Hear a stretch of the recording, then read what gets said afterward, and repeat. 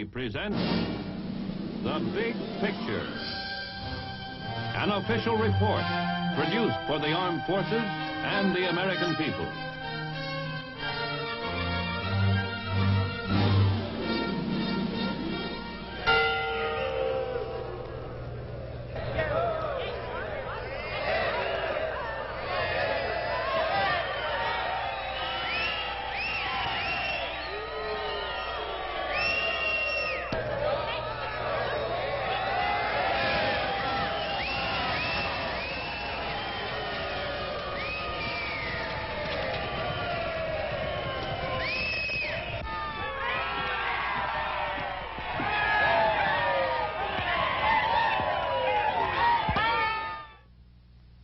Call it that Sunday punch.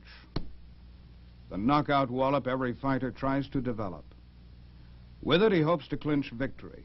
A valuable purse, a championship title may be at stake. Your United States Army has its knockout punch, too. For its mission is the defense of our nation. And the stakes are greater, much greater. Our way of life, perhaps our lands, even our lives. That's why your Army carries on unceasing research and development programs. They are our guarantee that America's fighting men will continue to have winning firepower to be delivered whenever and wherever it may be needed in today's ultra-modern world.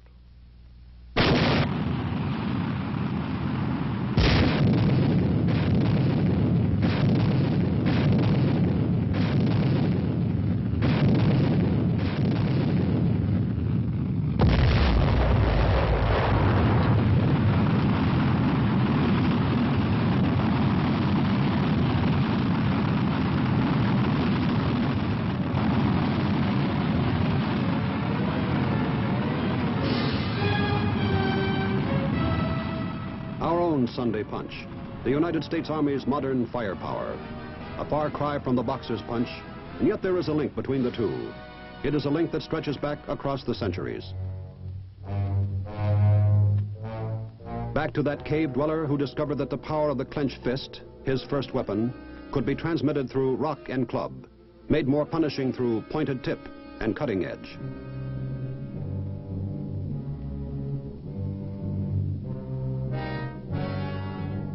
The story of David and Goliath has inspired countless artists to illustrate the later discovery that animal sinew could be used to extend the range and power of the punishing blow.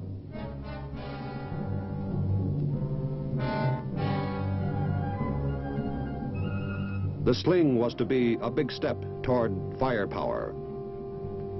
Early devices such as catapult and ballista improved on the idea, hurling rocks greater distances against fortified strongholds. It was during the savage 30 Years' War that the sword and spear began their exit.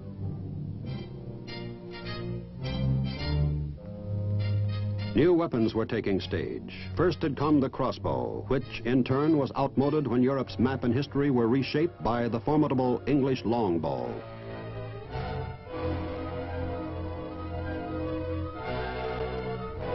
But now, early experiments with gunpowder were ushering in the beginnings of modern artillery.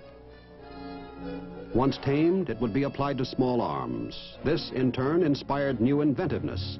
Those early pieces required special ammunition.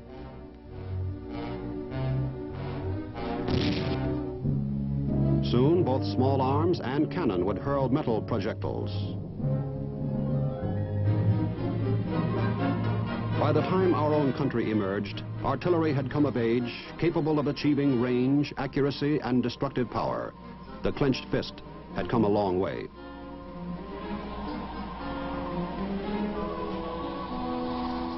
Cannons used lead balls loaded at the muzzle and had to be swabbed after firing. Leftover powder grains might ignite and blow up gun and crew.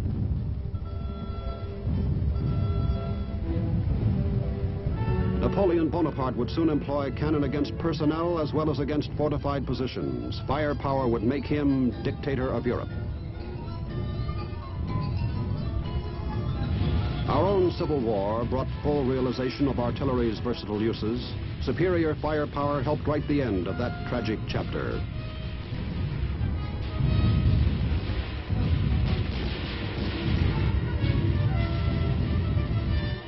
Cannon and small arms both were still loaded at the muzzle, but early efforts toward rapid and continuous fire had made their appearance, and so too experimental breech loaders.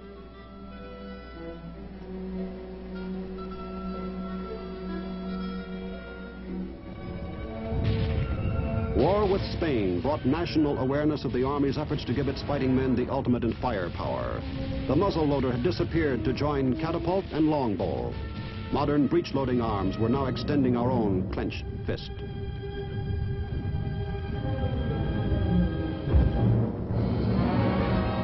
Then in 1917 came our country's first test in worldwide conflict.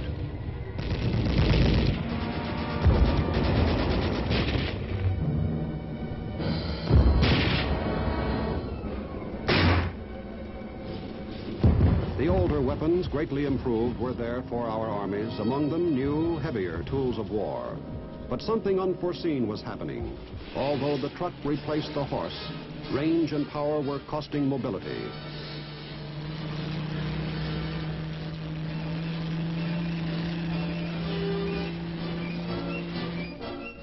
The enemy, too, was finding that while he could hurl shells distances never before dreamed of, the giant cannon mounted on flat cars must be restricted to the rails that carried it.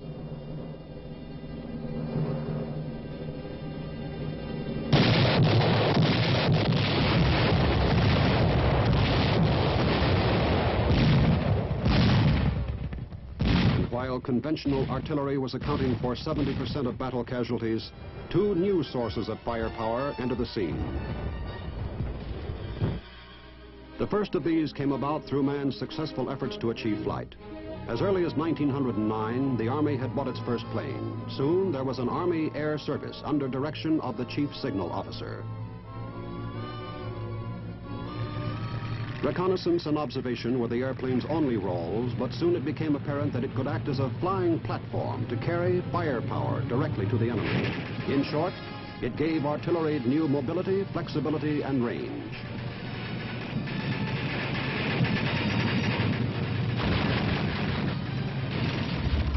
The other innovation that was to reshape the techniques of war was the tank. This mobile, armored juggernaut could carry its fire directly to the enemy where his small arms would be ineffectual, then move out of range of retaliatory weapons. That new extension of the clenched fist had its origins in antiquity. Domestication of the horse and invention of the wheel had inspired its possibilities. Ancient Assyria had gained its brief ascendancy through the terrifying, striking force of the first chariots. Centuries later, elephants would give Hannibal the Great the same combination of striking power, armor, mobility, and demoralizing effect. By the Middle Ages, individual fighting men were embracing the same principles. Good for laughs at this late date. A print of the period shows an inventive attempt to utilize them along with multiple weapons. Now, in World War I, the goal was reached. With the two new weapons, the ultimate in firepower had been achieved. Men said that war had outlawed itself. There would be no more wars.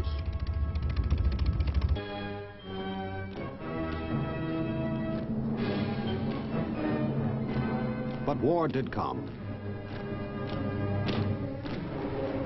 And once again, it came to us.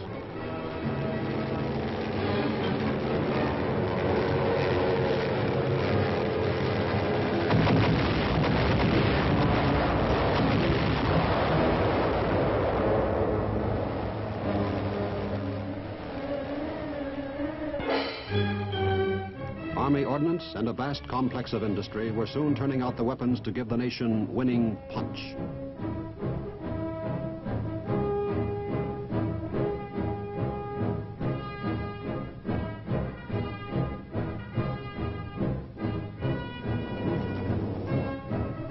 This time, that firepower must operate in a worldwide range of terrains and climates, opposed by varied tactics. There would be alternately sun-baked or frozen flint-hard deserts of North Africa.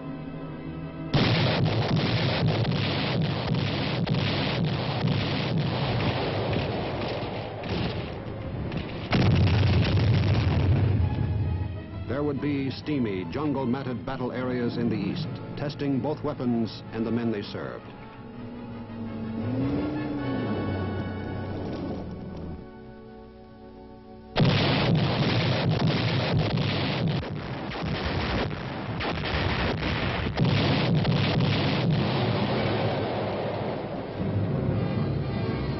There would be Western Europe with warfare in towns, open plains, and wooded country.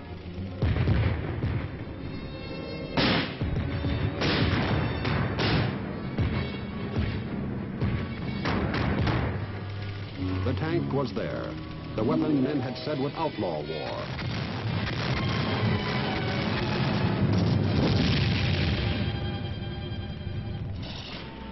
That other weapon was there too, the flying platform that could carry artillery fire.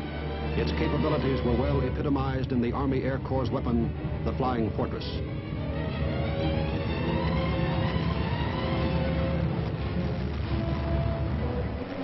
Other Army planes too were mounting weapons in the struggle.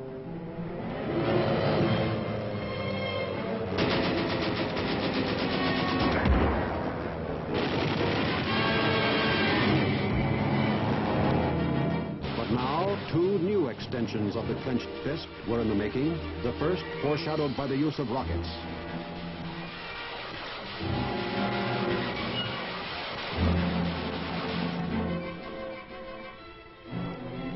Back in the 13th century, the Chinese had used flaming arrows, as they called them, to repel Mongol invaders.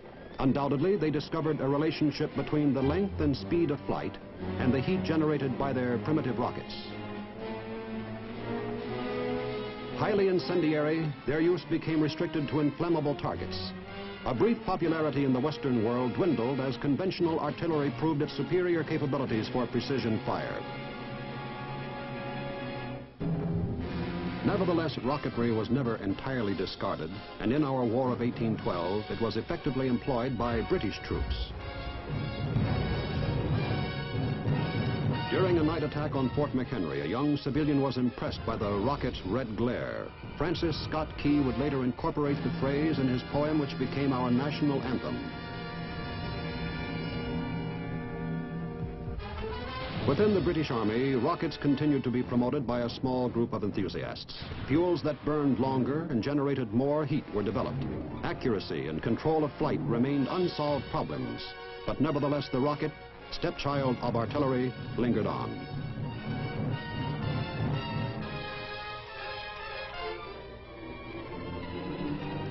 Out of the annals of our war with Mexico in 1846, there is record of our own limited use of rockets. It remained, however, for our own century to solve the basic problems of rocket guidance.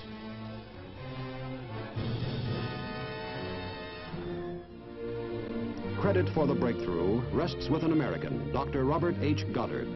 Dr. Goddard's theories, as well as experimental models, were intended primarily for physical research.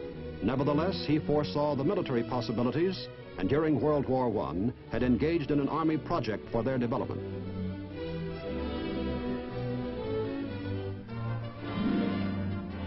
Here, the artist reproduces one of Dr. Goddard's early models. The war's end diminished interest, but the physicist continued his work. His basic principles and formula molded the future. Between the two wars, the growing Nazi war machine took up rocket missilery in earnest.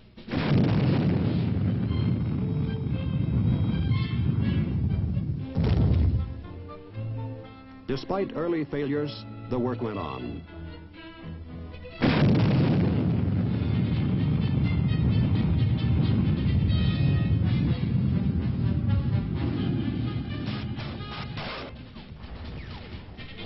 At a later date, with success theirs, German scientists frankly acknowledged their indebtedness to the pioneering of Dr. Goddard. In 1944, the new clenched fist struck. Down from the skies over England, it smashed.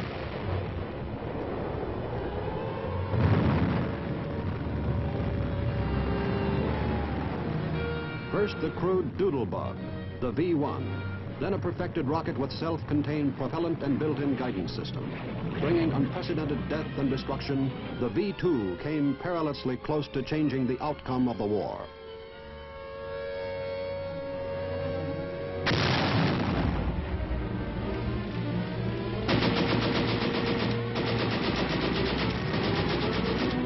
Fortunately for the Allied cause, the enemy bid for victory came too late.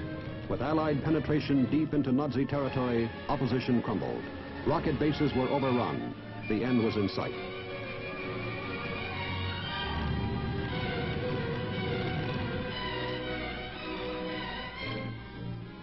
The end came as Nazi surrender rang down the curtain of war in Europe.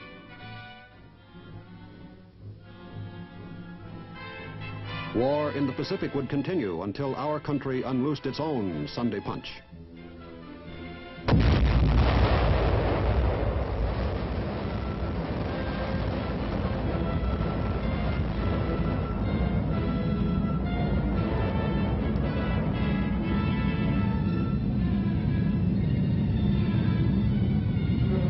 We had cracked the secret of nuclear fission, and our big fist grew even bigger.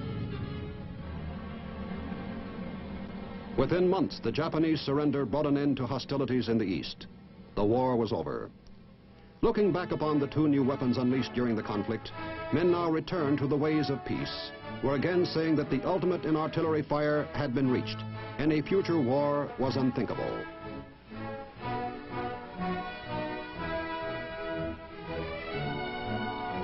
Fortunately for us, the leadership entrusted with our nation's defense may not permit itself such speculation. Within 5 short years of the war's end, Americans were again called upon to serve overseas.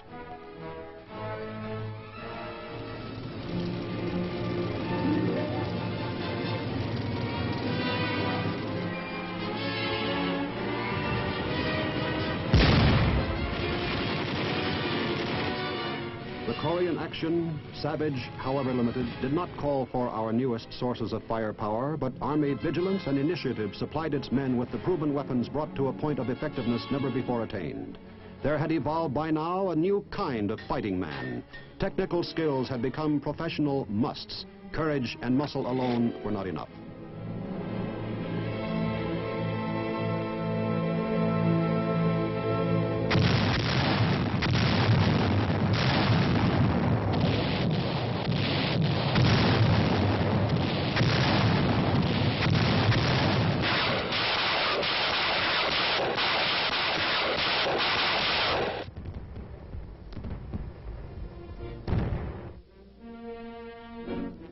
The Army had given the nation modern tools of war and the modern soldier to handle them.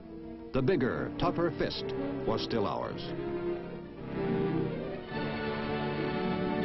As a fanatical and resourceful enemy discovered.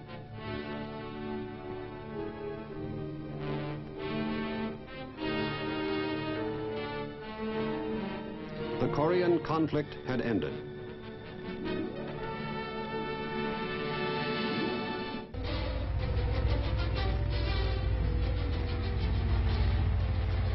Behind our proud record of winning punch stand the Army's programs for research and development. From drafting board to field test come better and more effective weapons in endless procession, ready to maintain our defenses against any threat.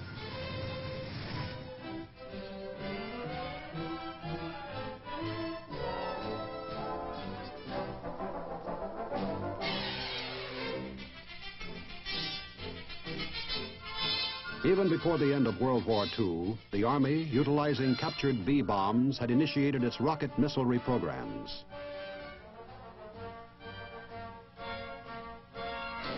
With modification of earlier systems and application of new approaches, those programs began to turn out the first of a family of missiles.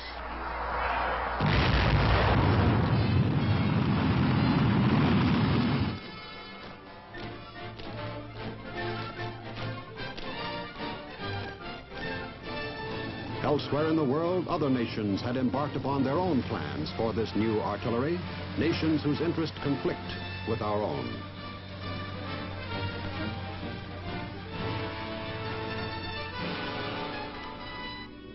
Into our planning, under the inspiring leadership of men like General J.B. Medeiros, went the experience of Dr. Werner von Braun and others of the German scientists who had perfected the original V-bomb. And into the separate teams that worked on the programs went the skills and talents of our own best minds. Scientists embracing a limitless roster of fields contributed to the staggering complex of component parts that went into each of our missile family.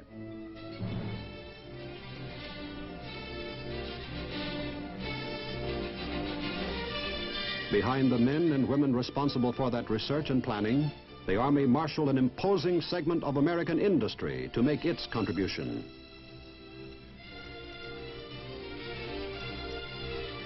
It was a segment that comprised every conceivable type of manufacture, from the small shop turning out a single tiny element to the mammoth of heavy industry fabricating giant missile housings.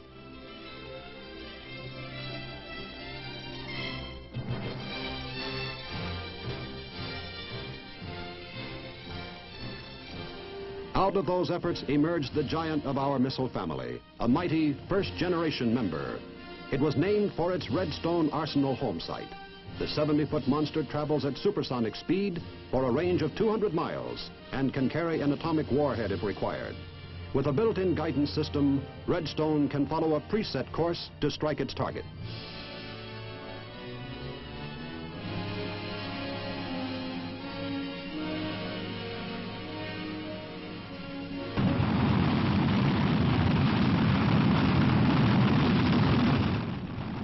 But such are the continuing programs of Army research and development that the Redstone is destined for retirement. It will be replaced by the Pershing. Pershing will be smaller and more easily handled, yet give us a harder hitting, more accurate fist.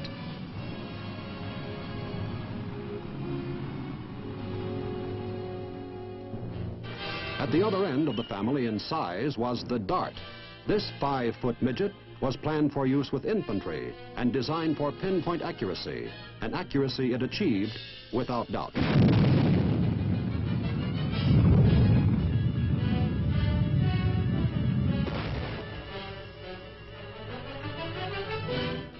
Yet its more modern replacement, the more flexible, equally powerful SS-10, can offer superior performance.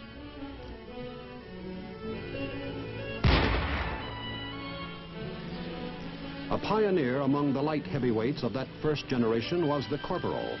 Operational, it is now in the hands of units overseas. Corporal carries an atomic warhead and can engage targets at ranges as great as 75 miles. The Corporal gives a field army commander the artillery he needs for close-in firepower on the battlefield, yet offers troop support and can destroy targets deep in enemy rear areas.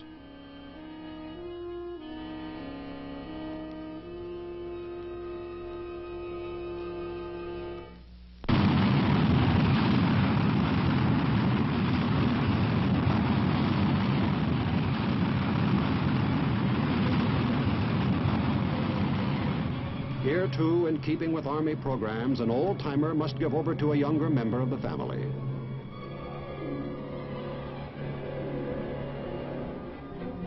Improvements which make the newcomer superior to the Corporal may account for its name, Sergeant. While many of its characteristics are still guarded secrets, it may nevertheless be noted that this second-generation missile improves on Corporal's range, power, and reliability.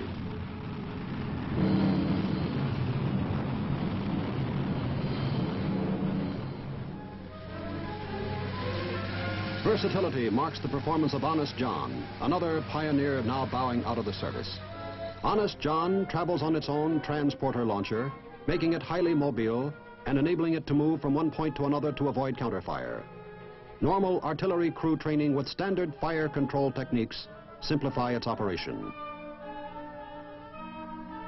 Follow the countdown and watch Honest John take off.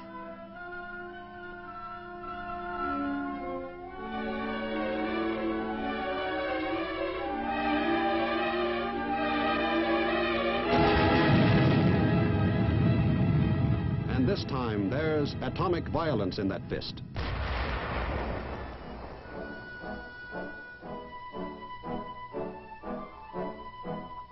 Little John is the improved, smaller brother that takes over upon Honest John's retirement.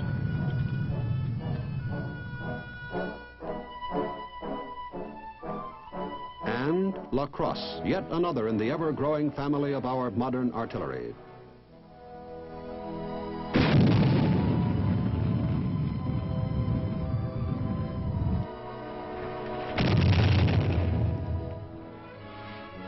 Handling these tools of war calls for a new kind of soldier. The classroom for him is inseparable from the field as a source of training. So too, the shop. Today's soldier must master a range of subjects and a variety of skills unknown to a previous generation of fighting men. For here is our modern fist, our modern striking power.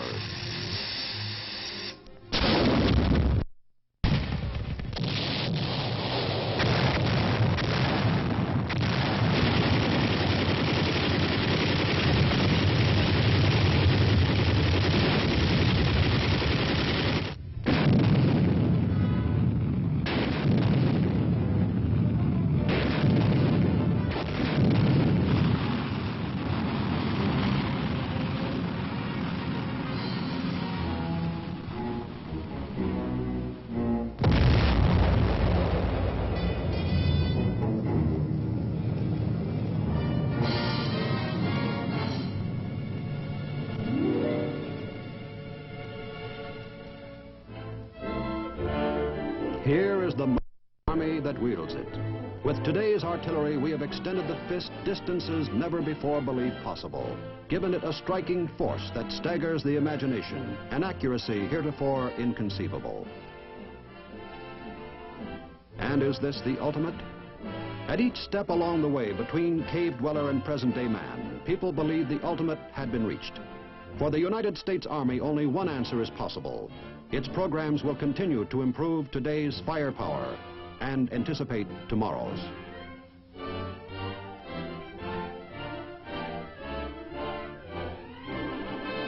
Only in that way can it fulfill its mission, the defense of the nation. Only in that way can it assure itself that whenever and wherever the need arises, our bigger, stronger fist can strike to win.